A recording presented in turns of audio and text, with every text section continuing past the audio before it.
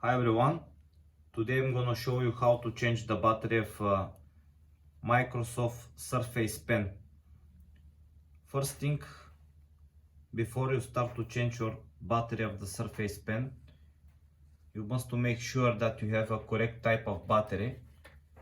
The battery for this type of pen is 4 times AAAA.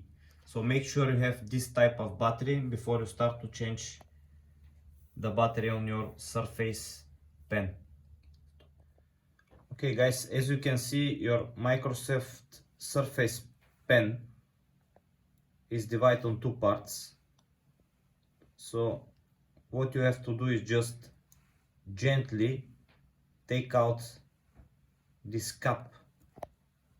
No need to turn anything, just take it out very gently,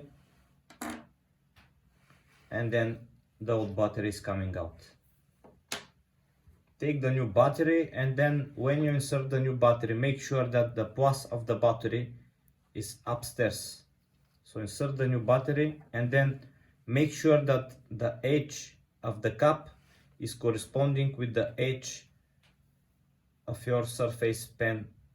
So insert it back, and then you will see a green dot spot here.